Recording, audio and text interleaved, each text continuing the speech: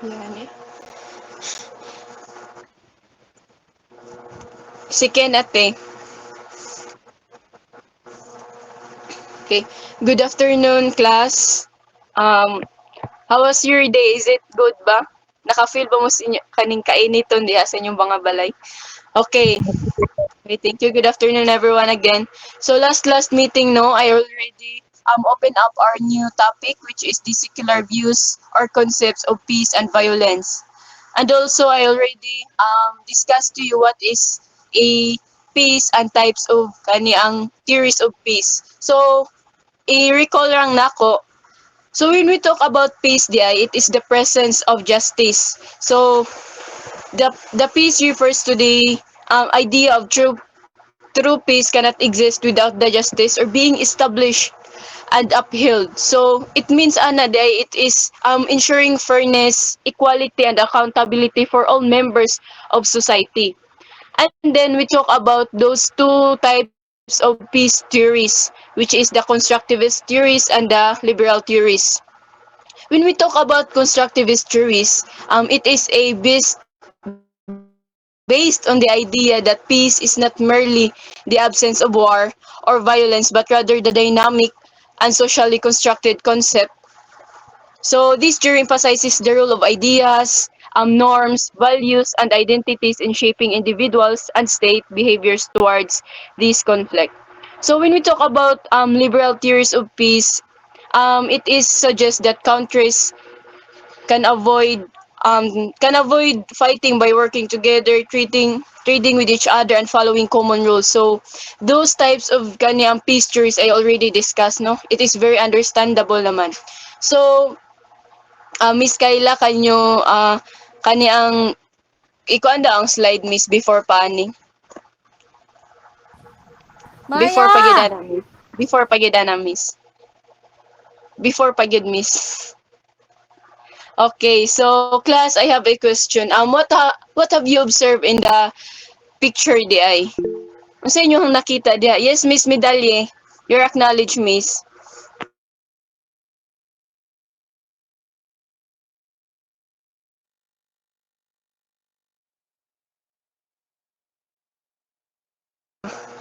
Okay, thank you, Miss Medalye. So, next slide, Miss.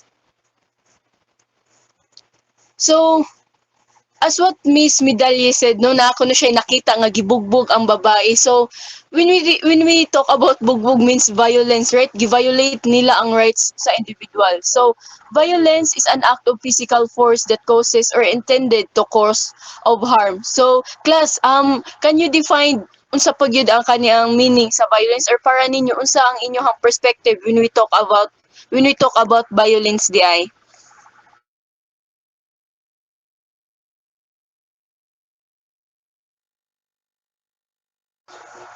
Hello, madungog ba ko? Yes, again, Miss Medali.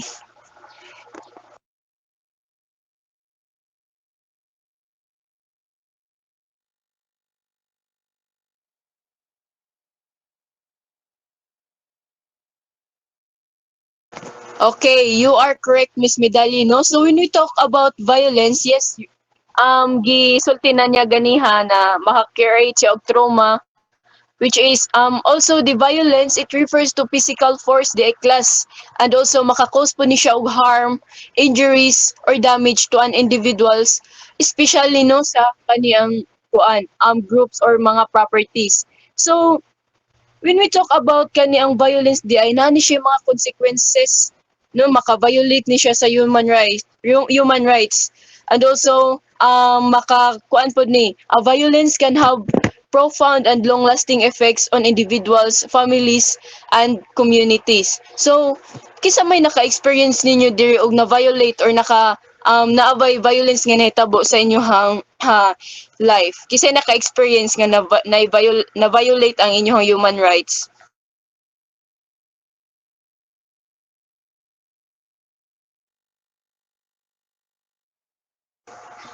Hello, napa mo everyone?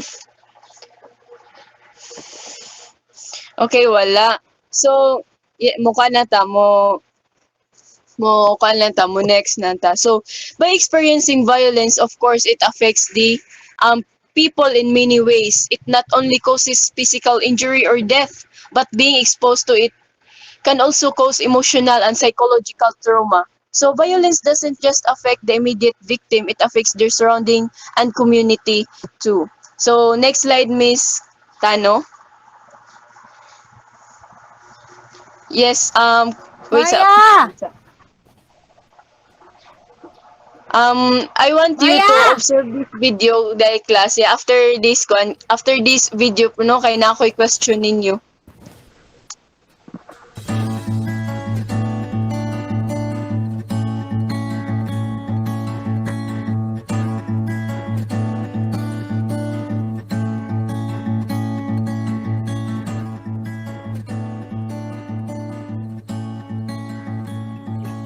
Maya!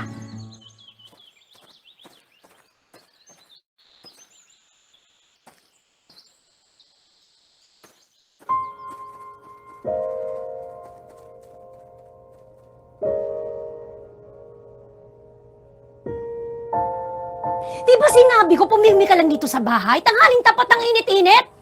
Inuuna mo pa yung paglalago? Gusto mo pakain ko sa'yo yan? Ha? Gusto mo pakain ko sa'yo yan? Pag hindi ka nakikinig? Ha? Pag di ka nakikinig, ha? Wag na wag kang aalis dito. Ha? Bumalik ka dito! Ano? Hindi ka magdadala? Ha?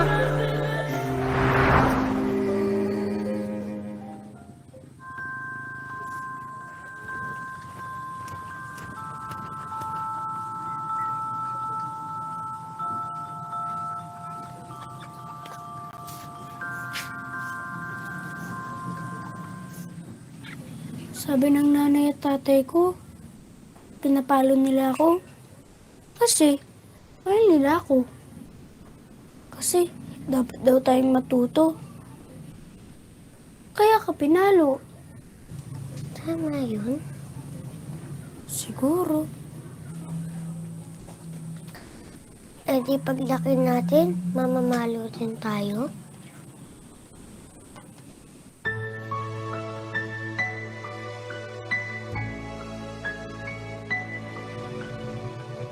Okay. Thank you, Miss Kayla, for presenting the video, no? So, class, what can you kaniyang unsa inyong ma-share sa video, unsa inyong mga na kaniyang obserbaran sa video nga ako ang sa ako ang video nga gipakita. Yes, Miss Medali, you're acknowledge again, Miss.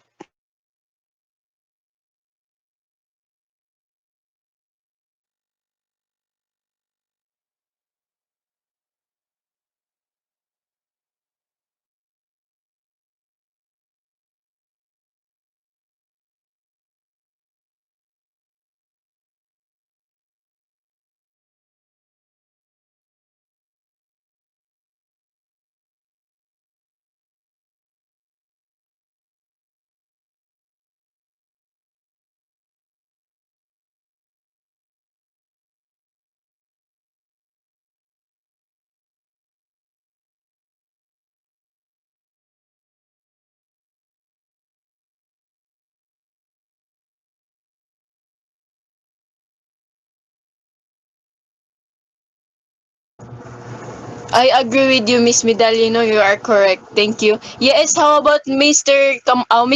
Koyoka? You're acknowledged, sir.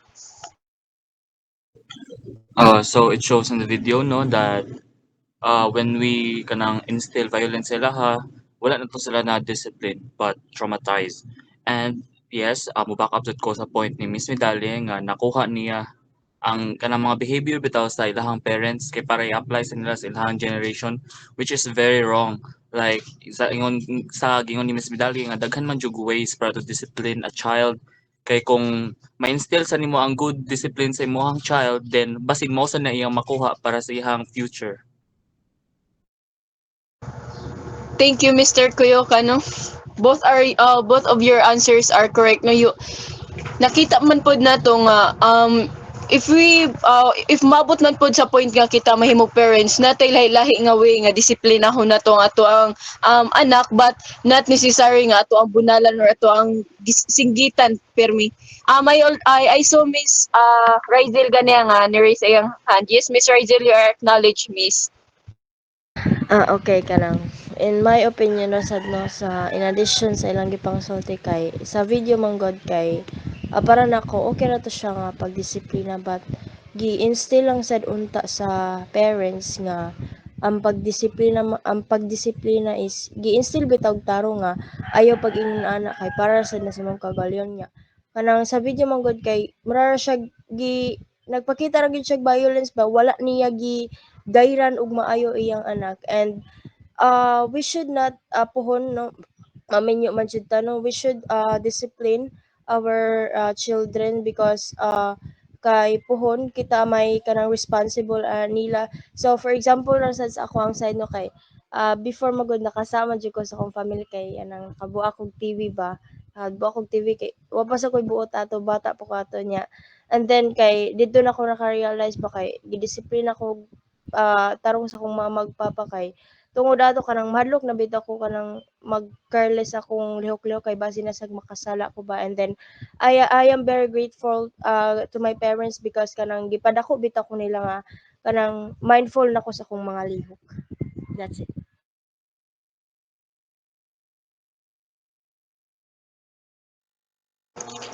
Thank you, Miss Rizel. Sorry, thank you, no. We all know naman nga, if we discipline our child pohon, not necessarily nga mo need ta o kaniya mo kaanta og mga physical action nga maka-against nila, right? If ang bata biya, if kaniyang kuan dagan pa biya yun kay na silang makatunan, so if imuha na silang kaniyang ginabunalan, of course may still silang utok nga ingani di ang pamaagi sa pagdisiplina sa ilahang ginikanan nga maka-violate good nila sa ilahang rights. So next slide is impacts of violence in society. Next slide, Miss Tano. So, physical harm and mortality. So, this first causes direct physical harm resulting injuries and even death, no? So, makita man nato diya sa picture nga ang kaniyang babay is gipasakitan sa kaniyang laki. So, when we talk about physical harm it refers ni siya sa kaniyang it refers to any physical injuries, damage or impairment in person's body, either intentional or unintentional. So if kana ang tawhana or kanang bayanahan naka-experience of physical harm, of course na mga kaniang makita nato nga nagkasamad-samad sila, nagkalagom-lagom sila, or na say kaning grabe ang ilahang pagka-injuries. So from this no again gi-violate na pod nila ang rights sa usa ka tawo. So and of course when we talk about mortality, usa din ang mortality class. So the mortality refers to the state of being subject to death or number of deaths within specific population.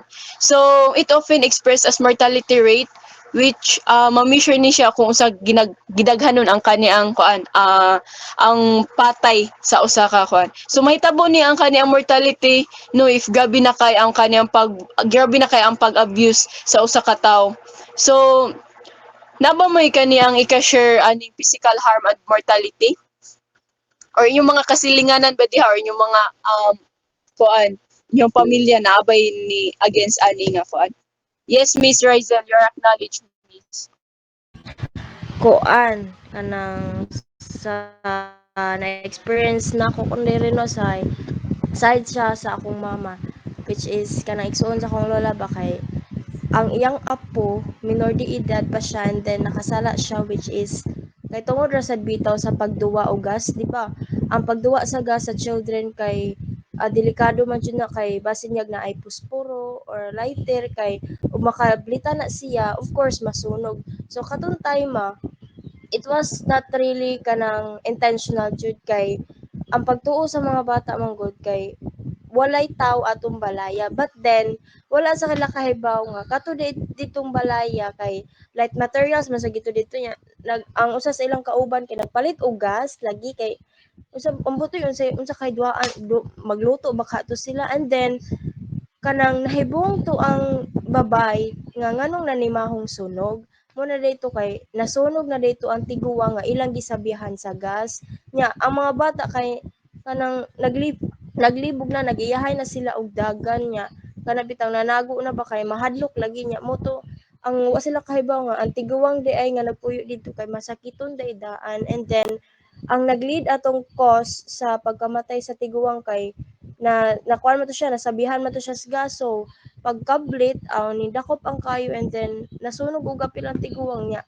namatay jud to siya. And ang ang rumors ato kay once gani makuha na to ang bata nga ang katong commit ato nga sa kanang buhata kay at the age of 18 daw kay kung ano na to siya preso na to siya mo sad to ang ingon nila, but then kay karon minor de edad pa man ang bata kay kanang gipakuan raw sa kanang nara siya wala raw sa siya dakpa ba. That's it. Okay, thank you Miss Rizel, no.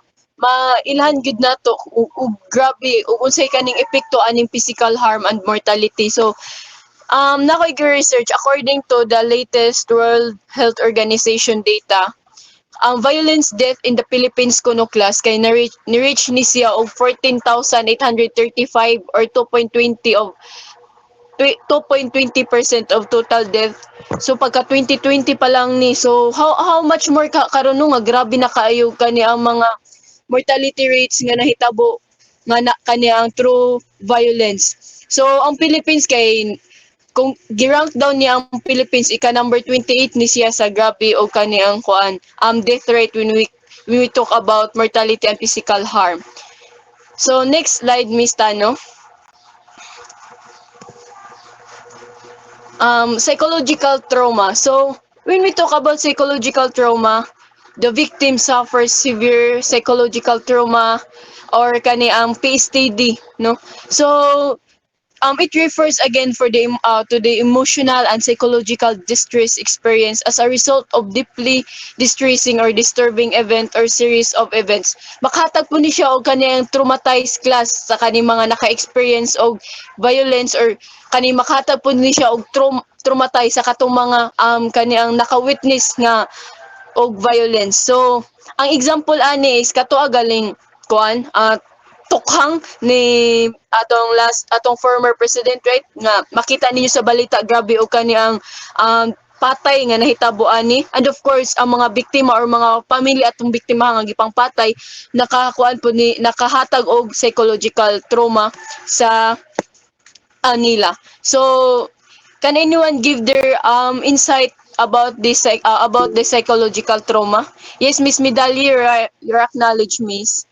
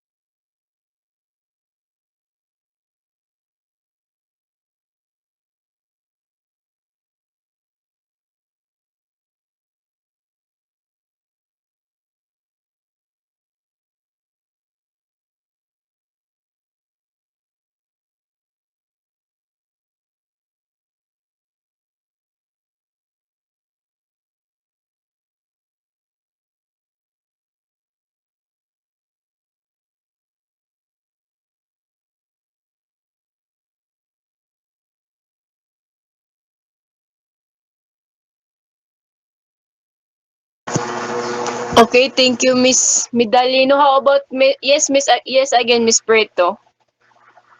Kuan ta in connection na sa datoy mong gayon ma'am no katong tukhang which is no kanang controversial ba kay nga kanang issue ha kay sa kato nga time ang god usa sa biktima ang akong uncle, which is igsuon sa akong papa. So sa katong panahon na kay it is very unpredictable kaayo tong panghitabuha kay before that day happened nga katong gitukan siya kay mura bitaw siya nang himilin, which is unknown kaayo niya nga buhaton diri ba, labi na siyang mga anak, kami mga iyang pag-umangkon.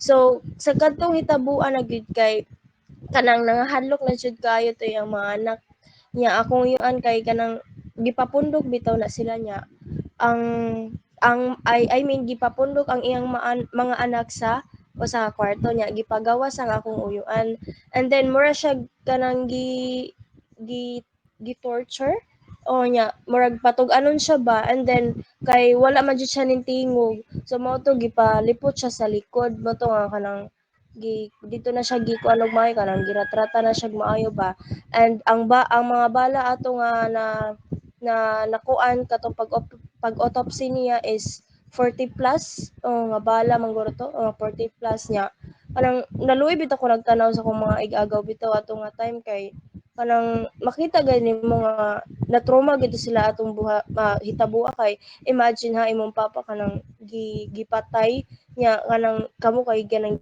tiunan pag imong mga pusil niya gikulong mo sa usa ka kwarto, and then pag abot na mo ato sa ilahano kay kanang perti nilang tiyabaw niya ang usa kay nagtanga na lang ang usa kay dili man mo sulti, dili siya mukaon niya kanang akong istoryaan kay wala ra magtutok ra gid siya nako, and then at that time kay nahadlok na sad mi ba kay basin niya kami na sayad tuon mahadlok mi ba niya naabay ato akong na kanang kuan pa beto akong lola og lolo ato kay kanang nya tungod sa problema sa kadaghang problema kay mura bitaw napun-an una usa sa rason nga kay nakalead siya sa stroke sa akong lola kay tungod atong tukhang.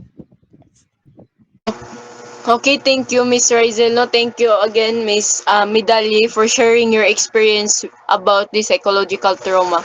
So, psychological trauma can have a wide range of effects on individuals, including symptoms such as flashbacks, nightmare, anxiety, depressions, and difficulty forming relationships sa katong ginaingon paganihan ni Miss Rizel. And can also impact cognitive function, also self-esteem, and overall quality of life sa katong giingon ni Miss Medalye ganiha sa ihang na-experience. So next slide, Miss Tano. The interpersonal relationship. Kinsa may naka-experience diri nga ang ilahang parents inyong mama papa is kaniang kaniang gabi o kaniang away nga panghitabo no nga like maka-create na sila kaning physical harms ilang usag-usa, or inyong makasilinganan diya kinsay naka-experience diya or kinsay maka-share sa ilahang experience ani interpersonal relationships. Wala. So yes again, Miss Rizel, or ikaw rin akong students diri, Miss. Sa kanang kanang away bitaw tungod bitaw nag-away bitaw na sila tungod sa yuta bitaw di sila magkasinabot ba niabot ang time nga kanang nagkaanag kanang mga kanang sundang ba nagtiunay nagsundang nya ni ana pag ito ang akong usa ka silbi uyuan ako kay igagaw magtag sa akong papa og siya niabot to ang time nga ni ana siya nga kanang og di kay mo mamahawa diri may nalag pamati yung tamo kay di man ninyo ang yuta kay mura bitaw sila dili magkasinabot tungod lang anang yutaa imbis gibahin na siya fair ba sa mga ginikanan, but then murag dili siya mosugot kay silbi siya may mismo ang kinamaguwangan niya ang iyang pagtuo kay giganahan siya nga mas dako iyahang yuta. All right, no?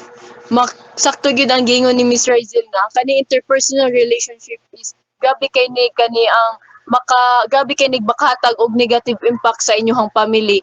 So when we talk about interpersonal relationship, it is an abusive a person or partner nga gi-use nila ang ilang power to control tactics, and also gi-dominate nila or manipulate nila ang ilahang pamilya or ang ilahang mga partner. So this significant leading to a physical or emotional or psychological harm. So sa gina example pa ganihan ni Miss Rizel nga makita nato nga gimanipulate or gigamit niya ang iyang power nga bisag gigamit niya ang iyang power nga abi man siya may kinamagwangan, iyan ang giabusong ang kaniyang rights nila sa ilahang ama nagsuon. Alright? So, next slide, Miss Tano.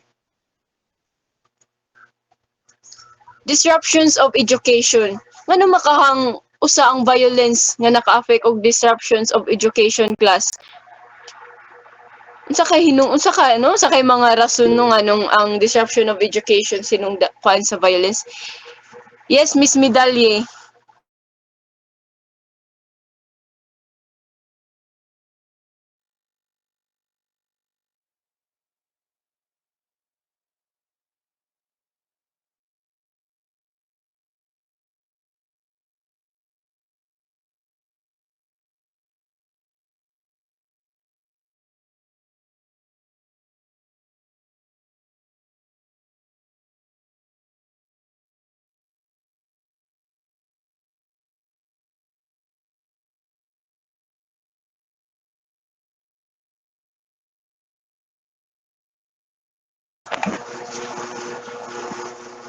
Okay, thank you, Ms. Medallino. So the disruption of educations, the presence of violence in the community or schools can create a pervasive sense of fear and insecurity among students or teachers and staff. So mostly ani class victim aning sa disruption of education, of course, the students. So na ako i-share ani pag grade 5 namo ang kaniyang namas ako sa mga classmate, mostly sa akong classmate is kaniyang mga boys. So mailhan mat nato no kaniyang not nga i-discriminate lang nako ang kaniyang mga or kaniyang i-judge nako ang mga boys nga ginabuta kaning kasagaran man gyud sa kaniyang elementary nga mga laki no nga grabe ka kiat. So katuo mo ang teacher is kanagaling ang iyahan ka stress sa kaniyang iyahang pagtudlo. Yan nasagol na siguro to nga kaniyang padung na activity tas ang katuo nga teacher kay siya mo'y gisaligan sa activity sa school ba niya gidungag-dungagan og kaning kasipok sa iyahang mga estudyante uto kay kaniyang kuan ang katong usa ka classmate nako kay kaniyang gipapilit sa blackboard and then gidapog kaniyang watok siguro to kalihay ako ang classmate kay murag moguro toy maigo sa kaniyang dapog sa among maestro or bato toy sa among maestro nga ang ako yung classmate mo gidapog but kuan grabe og trauma kami mismo mga kaniyang estudyante ni ato ni sir kay grabe og trauma kay ang pagdapog pa lang gali niya sa kaniyang board no kay kaning bang ana kay buto kay tanan. So kanang imbis galing naglangas ang kaniyang classroom kay nangahilom mi ato ay nakadlok kami mahadlok ultimo paglihok na lang gali na mo kaniyang paminaw na mo ba kay kami may sunod doon nga dapogon ato sa mo dapogon sa kato mo ang teacher. So from that experience no grabe kayo kaya kato ang akong classmate nga hapit na igo sa dapog sa maestro kay pagkadaig ugma ato wala na kaniyang dili na gyud siya musud kay mahadlok na lagi kuno siya atong amo ang maestro kay gihan-a kaning gidapog siya hapit siya naigo sa dapog so that's it. Yes, Miss Medalye.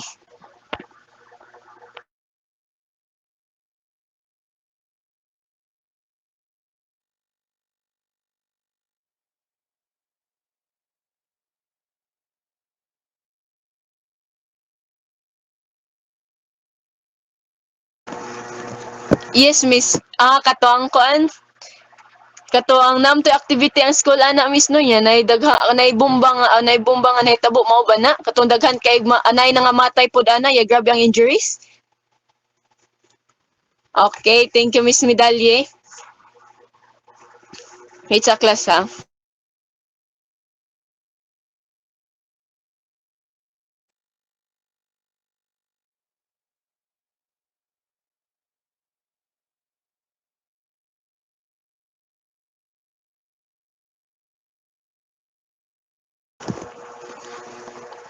So, class, I have a question.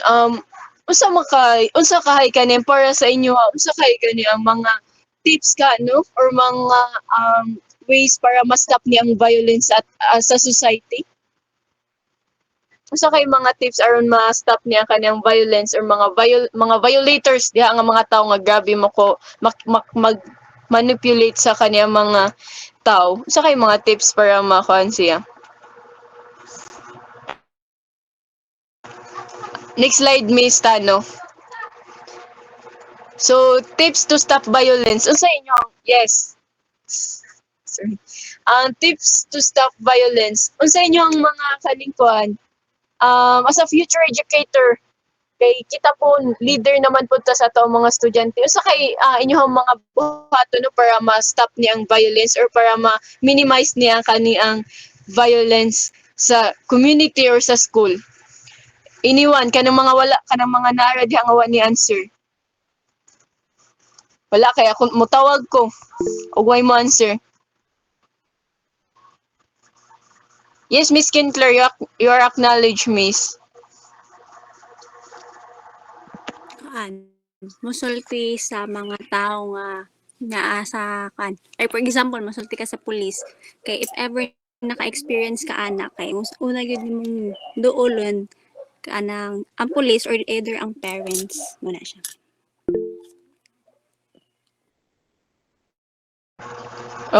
Okay, thank you, Miss Colonia. How about the others?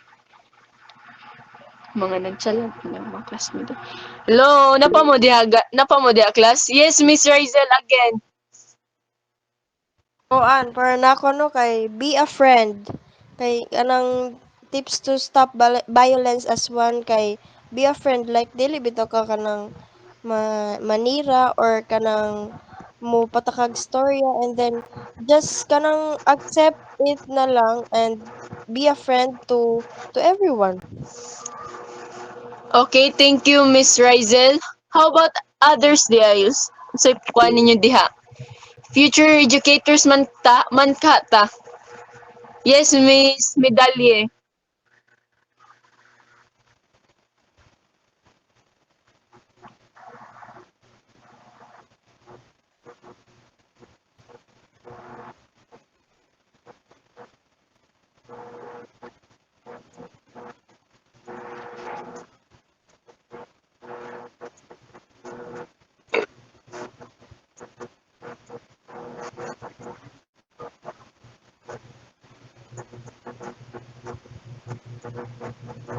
Okay, thank you, Miss Medalye. Yes, last, Miss Heridia, you're acknowledged, Miss.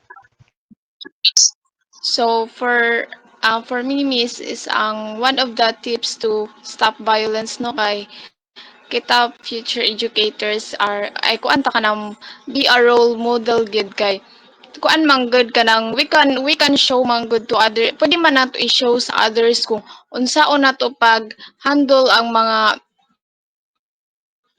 kaning violence or conflicts peacefully no like kanang dili bitaw ta maka harm sa lain kay ang kani ay being a role model man gud kay pwede kung like kung ang uban is unsa ilang makita is makuan ba na nila kanang like musuon sila so maura na. Okay, thank you, class, for sharing your ways no sa stop ang violence. Next slide, Miss Tano. So I have 7 steps the class usaon pag kaniyang stop ang violence. The first one is tell someone. So if you are the victim or you are the witness to the violence, then tell someone. It can be anyone you trust, such as friend, parent, teacher, coach, brother, sister, or neighborhood.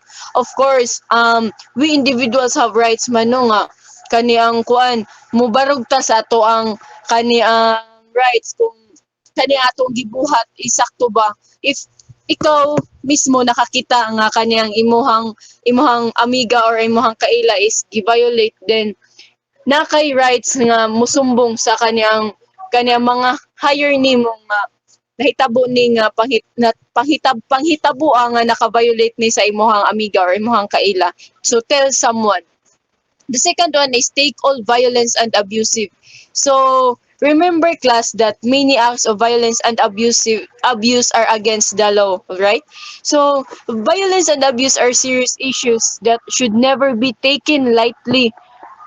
It is important to prioritize the safety and well-being of individuals who may be experiencing such situation. So if you are someone you know is an immediate danger, please contact your local authorities or emergency services right away. So take all violence and abuse. So, di ba, unsa may purpose anang mga kaniang kuan, mga barangay tanod or mga unsa pa na diha sa inyong barangay. So you need to communicate din para pud ni ma-minimize o ma-stop ni ang violence sa inyong sa inyong lugar class. So the next one is take a stand. So if you are witness or any form of violence or abuse, then stand up. So kuan dili jud ka magpaka ni itoy diha, no?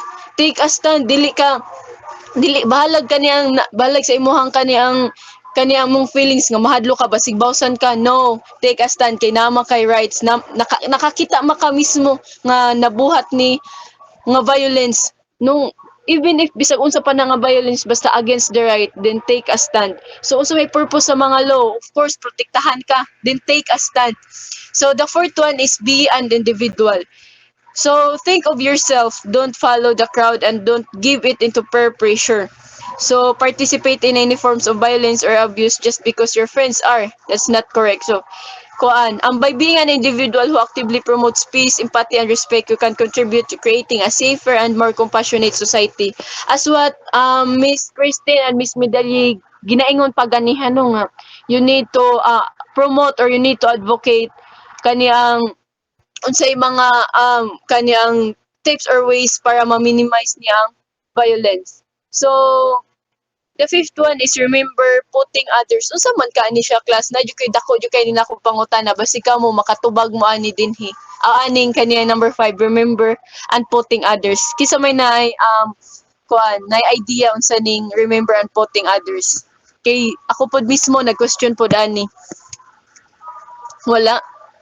Nay makakuan ani. Magtawag lang ko basig namoy kaniyang idea ba.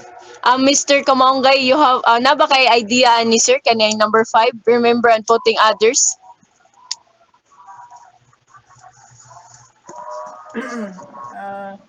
Remember. Uh, I get one. Remember and putting others.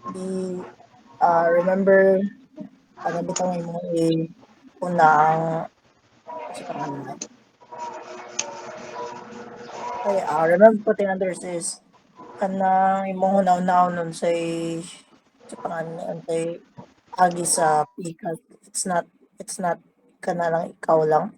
Kanang remember putting others, it's dili dili lang para sa imuha but also para sa lain if kana ang kuan ka naglibog sa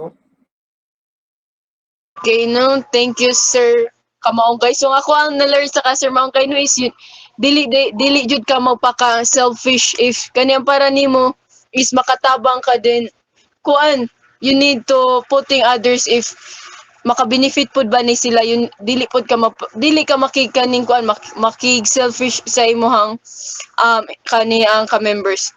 So next one is be a friend. So by the help of the person who is abused, by inviting them to participate in schools, they will take away the feeling of being alone. Of course, if kana ang victim or kana ang tawhana is naka-experience of violence, naman pud na sila naman na sila trauma nga ginadala, di ba? So you as a kaniyang individual, imo po na silang amigahon, imo po na sila abi-abihon or imo po na sila pakatawon para po ang ilahang feelings is kani galing mahay or sitaw ka na kani ang murag malipay na lang sila aron ma-erase to ang kato ang traumatized nga na kuan sa violence. So the last one is stay cool. So try not to respond to violence with anger. Anger can make things worse, right? So stay cool, right? For example, ikaw kaniyang gisigi na kagdiag kaniyang kuhit-kuhit sa imuhang katapad nga kakaila niya. Kaniyang mag-stay cool na lang daw ka, no, kay if imuhang ang anger is kaning patas-on nimo, mas mulala pa hinuon, mas mo worse pa hinuon. So try not to respond to violence with anger, timanina. So ang anger can make things worse. So that's the end of my discussion, class. So before we end our discussion, can someone give your takeaways or can someone sa iyohang na-learn karon nga discussion di ay. Para pod mahuman ni nato ato ang discussion. Takeaways lang guys.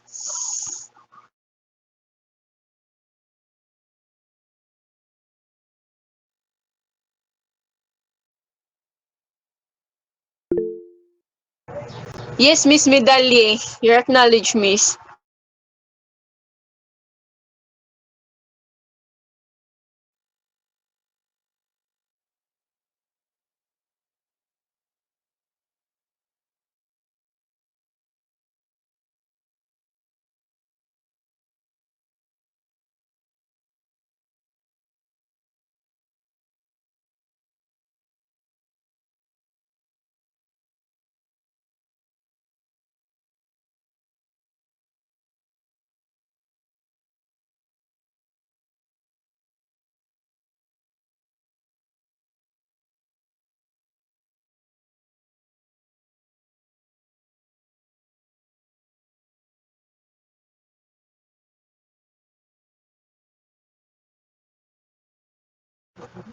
Okay, thank you, Miss Medalye. So last one.